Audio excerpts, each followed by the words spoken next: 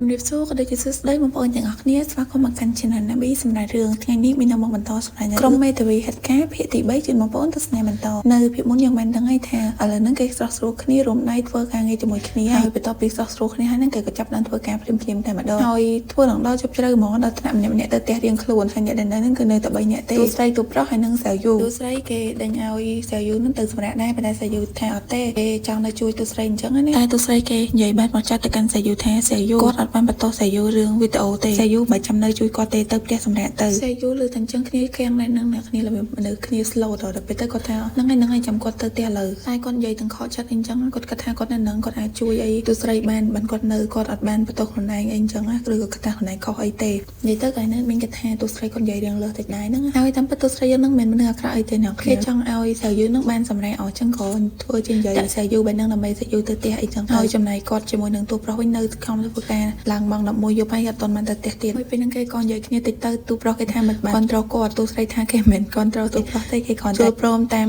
វិជ្ជាជីវៈរបស់គេព្រោះអីគេគិតថាគេយល់ដូចទូប្រុសដែរចឹងហើយបានជាគេនៅសហការជាមួយនឹងទូប្រុសហ្នឹងហើយមុនហ្នឹងមានថាសេយូទៅផ្ទះទៅសេយូគេមិនបានទៅផ្ទះទេទោះបីអន់ចិត្តបន្តិចមែនតែនៅតែព្យាយាមចឹងណានិយាយទៅមនុស្សហ្នឹងគឺមនុស្សល្អហ្មងគេព្យាយាមទិញអីឲ្យទូប្រុសទូស្រីញ៉ាំព្រោះដឹងថាពាក្យហ្នឹងខំធ្វើការខ្លាំងដឹងតែអត់រកអីញ៉ាំហើយគេទិញកាហ្វេទិញអាហារសម្រន់ឲ្យហើយឃើញទង្វើសេយូបែបហ្នឹងនេះជាលើកទី1ដែលទូស្រីគាត់ញញឹមគាត់មានអារម្មណ៍ថាកក់ក្ដៅតែមានមិត្តរូបការងារបែបហ្នឹងណាចំណែកគាត់ជាមួយនឹងទូប្រុសវិញគឺថានៅតែបន្តធ្វើការពីម៉ោង1រហូតដល់ម៉ោង2ម៉ោង3ហ្នឹងគឺមិនទាន់ត្រឡប់ទៅផ្ទះទេសង្ស័យតែគេអត់ចង់ធ្វើឲ្យក្រុមរបស់គេខកចិត្តដោយសារតែគេសន្យាថាអត់ឲ្យក្រុមគាត់ហ្នឹងបរាជ័យទេអញ្ចឹងបានជាគាត់ព្យាយាមអញ្ចឹងទូប្រុសឃើញទូស្រីបែបហ្នឹងគាត់ក៏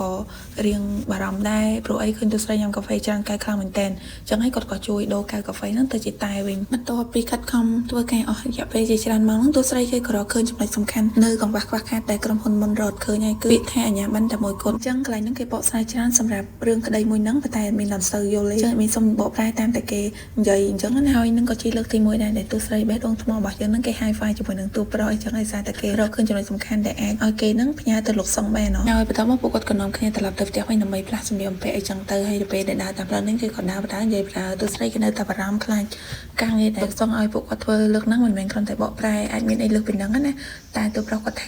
អត់អីទេបើសិនជាមានអីគឺគាត់អាចដោះស្រាយតាមក្រោយទៀតបានទូស្រីឮចឹងគាត់ក៏បានញញឹមណាស់ទូប្រុសទៅហើយទូប្រុសគេក៏លន់មាត់ថាពីគាត់ស្គាល់ទូស្រីមួយរយៈហ្នឹងគាត់អត់ដែរឃើញទូស្រីញញឹមបាញ់ហ្នឹងឯងទូស្រីឮតែអញ្ចឹងគេដើរចេញទៅបាត់តែមិនខឹងណាគឺគាត់ចង់និយាយថាហេតុអីបើគាត់អត់ញញឹមអញ្ចឹងហើយណាមួយក៏ត្រូវដល់ផ្លូវដែលពួកគាត់ប្រម៉ៃគ្នាទៅផ្ទះរៀងខ្លួនហើយទូប្រុសគេផ្ដាំថាឲ្យទូស្រីដើរទៅជីរថភ្លើងជីអីអញ្ចឹងណាទូស្រីគេថាមិនចាំបារម្ភទេគាត់អាចទៅបានតោះមកទូស្រីគេក៏ដើរចេញទៅហើយពេលដើរចេញទៅហ្នឹងទូប្រុសគេក៏បានស្រែកហៅ Ranger ថោទេវីមិនត្រឹមតែដោះស្រាយរឿងក្តីទេប៉ុន្តែក៏អាចដោះស្រាយបញ្ហាឲ្យខ្លួនឯងបានដែរលើអញ្ចឹងទូស្រីគេក៏ឆ្លើយហើយក៏ញញឹមដាក់ទូប្រុសអញ្ចឹងទៅនិយាយទៅគេរៀងល្អមួយគ្នាណាអ្នកគ្នាប៉ុន្តែរឿងនេះគឺនៅច្រើនពាក្យទៀតអានេះតែពាក្យ3ឯងអាចថាពួកគាត់មិនតន់ស្រឡាញ់គ្នាគ្រាន់តែមានអារម្មណ៍ល្អជាមួយគ្នាដោយសារតែការធ្វើការជាមួយគ្នាអញ្ចឹងណារឿងរបស់យើងគេក៏កាត់មកនៅក្រុមហ៊ុនវិញម្ដងពេលនេះមាននារីស្រស់ស្អាតម្នាក់គាត់អូសវ៉ាលីចូលមកក្រុមហ៊ុនហ្នឹងដូចជាកំពុងតែមកពីបរទេសប៉ុន្តែ admin ក៏អត់តន់ស្គាល់គាត់ដែរគ្រាន់តែថាមើលទៅគាត់មកចាត់ខ្លាំងមែនតើគ្រាន់តែលេខាឲ្យកាហ្វេគាត់ញ៉ាំហ្នឹងក៏គេរៀងភ័យដែរទឹកមុខមើលទៅដូចជាគាត់ជាមនុស្សដែលមកចាត់ការខ្លាំងអីអញ្ចឹងណាប៉ុន្តែយើងអត់តន់ដឹងទេថាគាត់ជាណាគេចំណែកទូស្រីយើងវិញគាត់កំពុងតែដើម្បីចូលទៅជួបអ្នកស្រីបាយដែលសារតែអ្នកស្រីបាយហ្នឹងហើយគឺជាអ្នក email ឲ្យគាត់ដើម្បីឲ្យគាត់ចូលធ្វើរឿងក្តីជាមួយគ្នាគឺរឿងក្តីវិទ្យាសាស្ត្រតទៅនឹងពេទ្យអីអញ្ចឹងណាហើយទូស្រីគាត់បានយកឯកសារដែលគាត់រកឃើញហ្នឹងយកមកឲ្យអ្នកស្រីបាយនឹងពិនិត្យអំឡុងពេលពិនិត្យមើលហ្នឹងអ្នកស្រីបាយគាត់ក៏ចាប់ផ្ដើមនិយាយមួយទូស្រីទៅថាទូស្រីឈ្មោះគេទូស្រីថាគាត់ឈ្មោះ Ranger ថោអ្នកស្រីបាយថា Ranger ថោនឹងមែនដែលបង្កបញ្ហាឲ្យក្រុមហ៊ុនគាត់បានពិភាក្សាជាមួយលោកជាងហើយថានឹងឲ្យទូស្រីនៅធ្វើការបន្តទៀតទូស្រីគាត់ក៏និយាយទៅថាគាត់នឹងខំធ្វើការអស់ពីសមត្ថភាពប៉ុន្តែនិយាយមិនទាន់បានផុតពីមាត់ផងហ្នឹងអ្នកស្រីប៉ៃគាត់ក៏ហត់កំហុសដែលទូស្រីធ្វើឲ្យមានបញ្ហានៅក្នុងការ research មិញហ្នឹងទូស្រីលើទៅអញ្ចឹងគាត់ឡើងបាក់ទឹកចិត្តហ្មងអារបៀបថាតាំងចិត្តធ្វើបានល្អប៉ុន្តែវាអត់បានល្អហើយពេលដើរចេញមកក្រៅហ្នឹងគឺថាទឹកមុខគេឡើងសពូនខ្លាំងហ្មងដល់ថ្នាក់ក្រុមរបស់គេនឹងមើលហើយគឺមានអារម្មណ៍ថាទូស្រីប្រហែលជាទទួលបានលទ្ធផលអត់ល្អទេទាំងទូប្រុសទាំងសេយូគឺពិតជាបារម្ភមែនតើបារម្ភមែនតើណាមិនហ្វេកទេជាពិសេសគឺសេយូនឹងហ្មងគាត់បន្ទោសខ្លួនឯងថាដោយសារតែគាត់ធ្វើឲ្យបែកធ្លាយវីដេអូបានអ្នកស្រីប៉ៃរករឿងទូស្រីអញ្ចឹងតែសេវមីថាវីដេអូហ្នឹងវាគ្រាន់តែផុសនៅក្នុងបណ្ដាញសង្គមឯងប៉ុន្តែអាចនឹងមានអ្នកខាងក្នុងដែលធ្វើឲ្យវីដេអូហ្នឹងបែកធ្លាយផ្ទុះកាន់តែខ្លាំងអញ្ចឹងឬតែអញ្ចឹងអាចចែកមុខស្រោតមុខរៀងភ័យអត់មានអត់ដឹងថាគាត់ជាអ្នកធ្វើឲ្យបែកធ្លាយរឿងហ្នឹងឬក៏យ៉ាងណាទេតែទូស្រីគាត់ក៏វិក្បាលថាអីទេសាច់រឿងរបស់យើងគេក៏កាត់មកខាងលោកខ្ជាងវិញពេលនេះលោកខ្យងហ ហើយនឹងលើខាងរបស់គាត់នឹងកំពុងទាំងអង្គុយនៅក្នុងបន្ទប់ប្រជុំហើយពេលហ្នឹងអ្នកស្រីប៉ៃគាត់ក៏បានដើរចូលមកលោកជាងគាត់ក៏និយាយទៅថាឥឡូវហ្នឹងទូស្រីគាត់បានខលមកសុំឲ្យអ្នកស្រីប៉ៃហ្នឹងពិនិត្យមើលឯកសារនឹងម្ដងទៀតសម្រាប់លោកសុងគឺគាត់ចង់ផ្ដល់ឱកាសឲ្យទូស្រីដោយសារទូស្រីជាមនុស្សមានទេពកោសល្យហើយគាត់ចូលចិត្តអីចឹងមនុស្សបកកែបែបហ្នឹងលើខាងរបស់លោកសៀងវិញគឺគាត់បដិសេធទាំងស្រុងហ្មងគាត់ថាទូស្រីនឹងធ្វើឲ្យប៉ះពាល់ដល់កេរ្តិ៍ឈ្មោះក្រុមហ៊ុនខ្លាំងមែនទែនមូលហេតុហ្នឹងគឺដោយសារតែទូស្រីគាត់ទៅតវ៉ាជាមួយនឹងម្ចាស់ផ្ទះសំណាក់កាលមុនហ្នឹងហើយម្ចាស់ផ្ទះសំណាក់ហ្នឹងគឺគេបានរើសក្រុមហ៊ុនមេធាវីដែលទូស្រីកំពុងតែធ្វើការហ្នឹងដោះស្រាយដើម្បីទូស្រីទៅប្រកែកចឹងដូចជាប្រឆាំងជាមួយក្រុមហ៊ុនហ្នឹងចឹងហើយបានជាវាមានបញ្ហាធំចឹងដំណោះស្រាយបន្ទាប់នេះយើងអត់ដឹងថាពួកគាត់នឹងអនុញ្ញាតឲ្យទូស្រីនៅនឹងបន្តទៀតឬក៏យ៉ាងណាទេសម្រាប់រឿងនៃគាត់សួរហ្នឹងគឺថាពាក់ព័ន្ធជាមួយនឹងទូស្រីហើយគាត់ទៅលើអ្នកស្រីលេខានឹងគាត់ឆ្លើយព្រាមថាទូស្រីគឺគាត់ត្រូវបានបណ្ដឹងចេញទេគាត់អាចនៅធ្វើការបន្តទៀតបានសៀវយូគឺថារត់ទៅអោបទូស្រីយំយកហ្មងទៅដូចខ្លួនឯងនឹងអ្នកត្រូវគេដេញចេញចឹងទូស្រីឲ្យគ្នាមនុស្សច្បាស់លាស់មកចត់អីចឹងគេអត់សូវហ៊ានអោបទេតែដល់ពេលដេញសៀវយូនឹងអត់ចេញមានតែអោបហើយក៏ញ៉ាំដាក់ទូប្រុសតិចទៀតលើកនេះទូស្រីគាត់ក៏ត្រូវទៅជួបអ្នកស្រីប៉ៃម្ដងទៀតហើយពេលដែលចូលទៅដល់ហ្នឹងគឺថាសិតតែមានកាហ្វេមានអីស្វាគមន៍ទូស្រីទូស្រីគេញ៉ាំហើយក៏និយាយទៅថាសីតុណ្ហភាពល្អឆ្ងាញ់អីចឹងទៅអត់ឆ្ងាញ់មិនកើតអ្នកស្រីប៉ៃអ្នកឆុងចាអ្នកស្រីប៉ៃគាត់ក៏បានឲ្យទូស្រីហ្នឹងទៅកក់បន្ទប់ប្រជុំរយៈពេល15នាទីទូស្រីគាត់ក៏បានដើរចេញទៅកក់ទៅហើយពេលដែលដើរទៅហ្នឹងក៏ជ្រុះជាមួយនឹងលោកសុងដែរហើយការដែលលោកសុងចូលមករកអ្នកស្រីប៉ៃគឺដើម្បីអ្នកស្រីប៉ៃទៅញ៉ាំអាហារថ្ងៃត្រង់តែអ្នកស្រីប៉ៃថាគាត់មានការប្រជុំអត់បានទៅទេតែលោកគាត់ថាអត់ទេត្រូវតែញ៉ាំអាហារថ្ងៃត្រង់អត់អាចអត់ដាច់ខាតទេអ្នកស្រីប៉ៃគាត់ថាគាត់មានអាហារសម្រាប់របស់គាត់ហើយនិយាយទៅលោកសុងហ្នឹងគឺថាព្យាយាមឲ្យគេញ៉ាំនៅមធ្យមវិញខ្ញុំគឺចង់ណាត់គេទៅហ្មងគាត់ថាអញ្ចឹងមើលពេលថ្ងៃអត់តនេទេពេលល្ងាចតនេអ្នកស្រីប៉ៃថាពេលល្ងាចហ្នឹងគឺគាត់មានណាត់ហើយចាស់ថ្ងៃបន្ទាប់ទៀតហ្នឹងអត់តន់ដឹងថាអ្នកស្រីប៉ៃគាត់អាចនឹងមានពេលឲ្យលោកសុងឬក៏អត់ទេព្រោះឥឡូវហ្នឹងគឺគាត់ដើរចេញទៅប្រជុំបាត់ទៅហើយចំណែកជាយូរបស់យើងវិញហ្នឹងគឺថាអង្គុយមានក្តីសុខជាមួយនឹងភាពជោគជ័យរបស់ទូស្រីដែលបានចូលរួមការងារជាមួយនឹងអ្នកស្រីប៉ៃអញ្ចឹងទៅសម្រាប់ទូស្រីវិញអ្នកដែលមានក្តីសុខដែលឃើញគាត់ជោគជ័យគឺគ្មានគេក្រៅពីជាយូទេបើក្រៅពីហ្នឹងទៅគេអត់សូវពេញចិត្តប្រហែលទេតែគេចង់មានឱកាសមួយហ្នឹងដែរហើយអ្នកខ្លះទៀតគិតថាទូស្រីហ្នឹងគឺថាមានខ្សែមានខ្នងទៀតដោយសារតែមានរឿងហើយនៅតែអាចចូលទៅធ្វើការមួយហ្នឹងទៀតបានជាយូអត់បានហ្នឹងគាត់ក៏ឆ្លើយទៅថារៀនចែកថងគឺគាត់មានសមត្ថភាពពិតបានជាគាត់មានឱកាសមួយហ្នឹងហើយឆ្លោះជាមួយនឹងលីក៏អស់ចិត្តទៅគឺថាស្រីនាងហ្នឹងគឺគេចង់ឆ្លោះជាមួយជាយូទៀតប៉ុន្តែសំណាងឲ្យបានយិនវៃជួយដោះស្រាយគឺថាត្រូវតទល់តំណែងឯងហើយបើទូប្រុសវិញគឺថាគេមកអីទេគេមិនអត់ចង់បានឱកាសមួយហ្នឹងទេប៉ុន្តែគេក៏ដឹងពីសមត្ថភាពរបស់ទូស្រីមករូបភាពបន្ទាប់គឺជាយូគេបានអរគុណទៅកាន់យិនវៃដែលបានជួយគេមុនហ្នឹងគេថាគោលក្បាលគេរៀង slow តាំងពីដើមមកម៉ាក់របស់គេជាមនុស្សលះហែប៉ុន្តែមានតែគាត់ទេនៅក្នុងគ្រួសារដែលមានគោលក្បាលប្រកងហើយគាត់អត់ហ៊ានតទល់អីជាមួយគេភ្លាមទេនិយាយចង់និយាយឡើងទៅដឹងថាជាយូនឹងគាត់មានមិត្តប្រុសហើយឥឡូវហ្នឹងគឺគាត់កំពុងតែបារម្ភដោយសារតែគាត់អត់ទាន់រកកន្លែងស្នាក់នៅបានណាហើយគាត់នៅសន្តាគារចំណាយរបស់គាត់ហ្នឹងគឺរៀងច្រើនទៅបីជាគ្រួសារមានលទ្ធភាពប៉ុន្តែគ្រួសារគាត់បានសង្កត់ឲ្យគាត់មកធ្វើការឆ្ងាយដល់ពេលកាំងទេអញ្ចឹងបើសិនជាគាត់ប្រាប់រឿងហ្នឹងទៅកាន់គ្រួសាររបស់គាត់ច្បាស់ជាយល់ដែរហ្នឹងអូគាត់ទៅផ្ទះវិញហើយបន្ទាប់ពីនិយាយរឿងខ្លួនឯងប្រាប់យិនវៃហើយហ្នឹងក៏ឆ្លៀតសួរយិនវៃទៀតថាចាស់ឪពុកម្ដាយរបស់យិនវៃថាអូពួកគាត់គ្រាន់តែជាអ្នកចំនួនធម្មតានិយាយទៅគឺគាត់អត់ចង់ប្រាប់ការពិតដល់សាយូខ្លាចថាអ្នកគ្រួសាររបស់ពួកគាត់រៀបរៀងដល់តំណែងតំណងក៏ដូចជាកន្លែងធ្វើការរបស់គាត់អញ្ចឹងណាយិនវៃគេក៏បានផ្ដល់ការណែនាំឲ្យសាយូនឹងនិយាយជាមួយនឹងរេនចៅថងសាក់មើលទៅដោយសារពួកគាត់មានបញ្ហាដូចគ្នាតែសាយូថាឥឡូវហ្នឹងរេនចៅថងគាត់មានដំណោះស្រាយដោយសារគាត់សុំប្រយោគពេ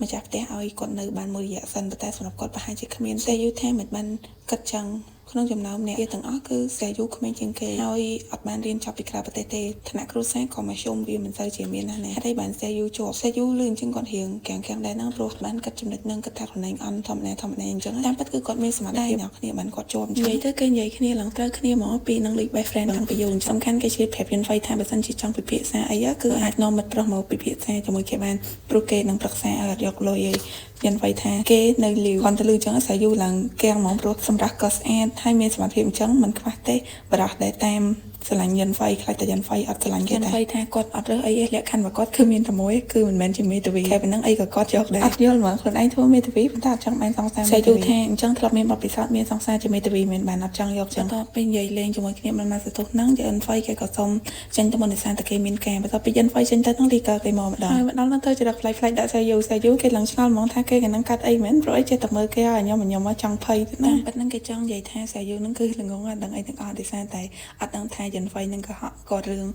ថាគាត់ជាគ្រូសាស្ត្រអ្នកមានដល់ចឹងហើយគេក៏បានប្រាប់ទៅថាយិនវៃហ្នឹងគឺជាកូនរបស់ម្ចាស់ក្រុមហ៊ុនមួយសាយូថាគេអត់បានរាប់អាន ยันไฟโดยสารแต่เนียงจีนเบียนออกจากมันพับใจปีเนียงเต็มแต่ลีเกอร์ยังนั่งคือแทดังไอเตมาเจ้าแทเสียอยู่นั่งเกจังรถแอนยันไฟโดยสารจังแบนลังถนัดลังไอจังเตอร์จำในยันไฟวิ่งเป็นนี่กระปองตันใหญ่จมูกหนังบองปลอกบักกอไทยเกมเป็นการนัดขึ้นในไงตรังนั่งนั่นรีไอเสียอยู่วิ่งคือแทเกอสบายจัดเตเกมเจียมันนึกกัดจันติดหยักเนี่ยเกจังไอเนี่ยเซ็งมือมอกฮาเกนั่งจิมนุกแดมันละอแต่ให้กอดจังกระแทกกอดนั่งรถแอนเกนำไปแต่ภาพไปยาวได้จังให้ไปแต่เคยยันไฟนั่งก็ใจแต่กัดเองจังยันไฟก็ตอนមានពេលដោះស្រាយជាមួយសើយូដែលសារតែឥឡូវហ្នឹងគឺគេដល់ពេលត្រូវរៀនទៀតហើយហើយលើកនេះមិនដឹងថាគាត់មានភារកិច្ចអីឬក៏រៀនពីអីទៀតទេហើយគ្រាន់តែលោកសងចូលមកដល់ថ្នាក់ភ្លាមហ្នឹងគឺថាគាត់បានទៅសារហ្មងថាលើកហ្នឹងក្រុមគាត់ហ្នឹងគឺធ្វើបានល្អហើយទោះបីជាមានភាពលំបាកនៅក្នុងការបកប្រែភាសាអង់គ្លេសឬក៏ឯកសារមានបញ្ហាមួយក្តីក៏ក្រុមរបស់ពួកគាត់នៅតែធ្វើបានល្អអញ្ចឹងណាឬតែអញ្ចឹងគេឡើងមើលមកគ្នាហ្មងព្រោះដឹងថាតាមពិតទៅអាល្បិចដាក់ឯកសារឲ្យមានបញ្ហាហ្នឹងគឺជា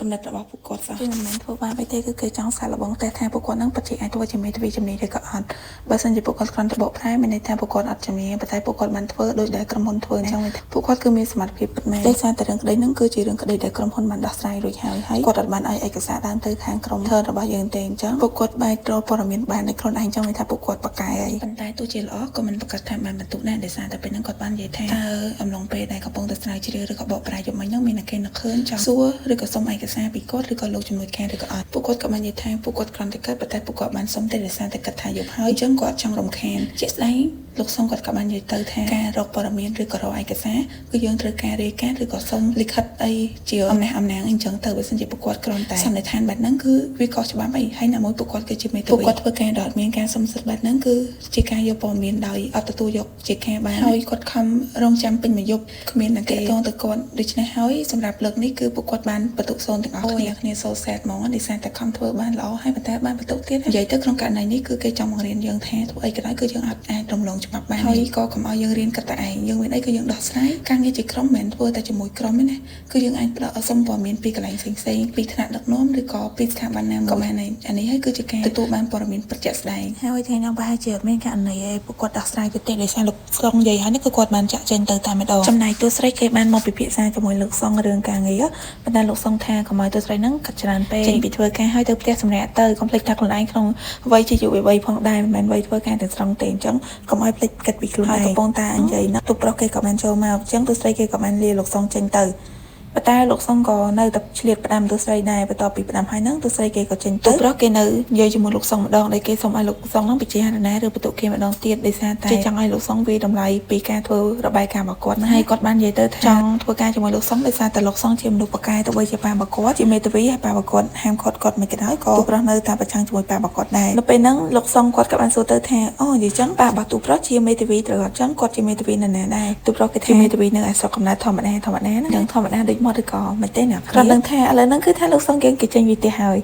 យចេញមកហ្នឹងគឺថាឃើញអ្នកស្រីប៉ៃអញ្ចឹងហើយគឺថាដាក់ហួរមិនកាត់ទេក៏ចូលទៅសួរតាក់ជាមួយអ្នកស្រីប៉ៃទៅគាត់ថាអ្នកស្រីប៉ៃហ្នឹងខំធ្វើការម៉េះដល់មកទៅផ្ទះហើយមិញហ្នឹងគាត់ខំនិយាយឲ្យក្រុមហេតុការណ៍របស់យើងហ្នឹងត្រឡប់ទៅផ្ទះឥឡូវអ្នកស្រីប៉ៃគឺជាគំរូឲ្យគេបែរជាមកធ្វើអញ្ចឹងអ្នកស្រីប៉ៃគាត់ថាគាត់ត្រូវទៅជួបភ្ញៀវអញ្ចឹងលោកសុងយើងហ្នឹងគឺថាព្យាយាមបង្ខំអ្នកស្រីប៉ៃខ្លាំងមែនទែនឲ្យគាត់ត្រឡប់ទៅផ្ទះវិញអញ្ចឹងទៅណាមួយអ្នកស្រីប៉ៃគាត់ក៏ត្រូវចេញដំណើរទៅប្រទេសក្រៅនៅថ្ងៃស្អែកដែរអញ្ចឹងទៅគាត់ត្រូវទៅផ្ទះដើម្បីជួបជុំកូនក៏ដូចជាសម្រាប់ដែរអ្នកស្រីប៉ៃដោយសារតែគាត់អស់អីប្រកែកជាមួយនឹងលោកសុងហ្នឹងគាត់ក៏ព្រមចេញទៅមកខាងក្រុមហ៊ុនពេលព្រឹកវិញពេលនេះទូស្រីកំពុងតែព្យាយាមនិយាយជាមួយលោកចាត់ការថាមិនបានអ្នកស្រីប៉ៃហ្នឹងអត់លើកទូរស័ព្ទគាត់លោកជំនួយការគាត់ក៏ប្រាប់ទៅថាឥឡូវហ្នឹងគាត់ប្រហែលជាកំពុងតែនៅលើយន្តហោះហើយទូស្រីមានការអីមែនហើយរឿងដែលទូស្រីរំខានចង់ជួបអ្នកស្រីប៉ៃគឺគ្មានរឿងអីតែគឺរឿងធ្វើការនឹងឯងទូស្រីគេបានចោះឈ្មោះការងារស្ម័គ្រចិត្តនៅថ្ងៃសៅរ៍ហ្នឹងដើម្បីដោះស្រាយប្រឹក្សាវិវាទផ្នែកច្បាប់ប៉ុន្តែគេស្ម័គ្រចិត្តអីចឹងទៅក្រុមហាត់ការរបស់យើងវិញគេកំពុងតែសប្បាយអណាដោយសារតែស្អែកហ្នឹងគឺថ្ងៃសុក្រប្តាហ៍រយៈពេលមួយអាទិត្យហ្នឹងគឺពួកគាត់ហត់នៅក្នុងការដោះស្រាយករណីទី1ទី2នឹងខ្លាំងមែនតើហើយតទៅសប្តាហ៍ក្រោយនឹងមានករណីទី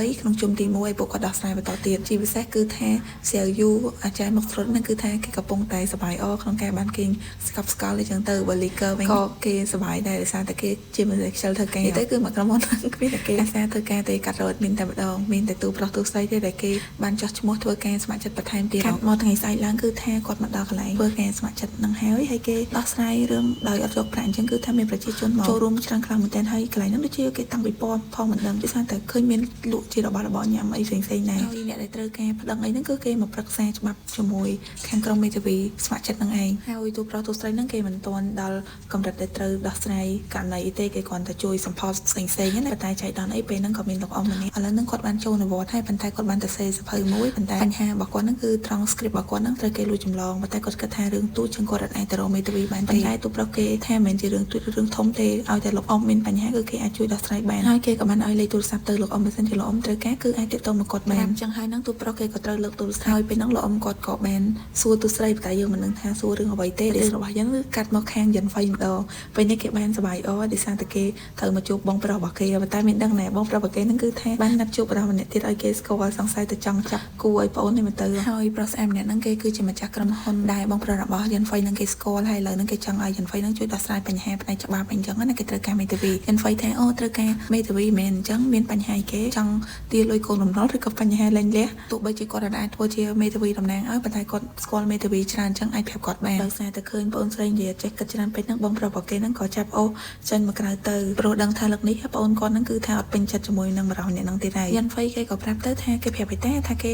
អត់ណាត់ជួបនៅគេដែលគេអត់ស្រឡាញ់ទេគេណាត់ជួបនៅពេលដែលគេចង់តែប៉ុណ្ណោះហើយមូលហេតុដែលយិនហ្វៃអត់ចង់បានសង្សារដោយសារតែគាត់ធ្លាប់មានសង្សារជនជាតិអង់គ្លេសប៉ុន្តែយើងដឹងតែគាត់បែកគ្នាដោយសារអីទេពេលដែលបងប្រុសគាត់រំលឹកអញ្ចឹងគាត់ក៏ប្រាប់ទៅថាគាត់មានកិច្ចការដែលត្រូវធ្វើអញ្ចឹងហើយគាត់ក៏សុំលាទៅមុនមកខាងទូប្រុសវិញអ្នកដែលខលមកគាត់ហ្នឹងគឺជាម៉ាក់របស់គាត់ខលមករករឿងទូប្រុសដែលទូប្រុសនៅសហរដ្ឋអាមេរិកធ្វើការជាមួយប៉ារបស់គាត់បែរជាមកប្រទេសចិនដើម្បីសាក់លបងការងារទៅវិញទូប្រុសគេថាគេសុំពេល3ខែបើមិនជាចប់ការសាក់លបងហ្នឹងគេនឹងត្រឡប់ទៅវិញតាមដំណាក់របស់គេ5តាមពិតទៅទូប្រុសគាត់ចង់ត្រឡប់ទៅអាមេរិកទេអ្នកគ្នាគាត់គិតថាសមត្ថភាពរបស់គាត់គឺមាននៅតែប្រទេសចិនហ្នឹងក៏គាត់អាចមានការងារល្អដែរប៉ុន្តែម៉ាក់របស់គាត់ហ្នឹងចង់ឲ្យគាត់ស្នងមរតកពីប៉ារបស់គាត់អញ្ចឹងទៅបើសម្រាប់ចិត្តរបស់ទូប្រុសវិញគឺគាត់អត់ចង់សោះតែម្ដងតែយើងមិនដឹងថាទូប្រុសគាត់សម្រាប់ចិត្តបានណាតទៅទៀតទេដោយសារសាច់រឿងរបស់យើងឥឡូវហ្នឹងគឺតែបានស្លេះតែប៉ុណ្្នឹងកុំភ្លេចតាមដានជាមួយនឹងមាននៅពេលបន្តណានៅពេលនេះមានសូមជម្រាបលាតែប៉ុណ្្នឹងហើយបង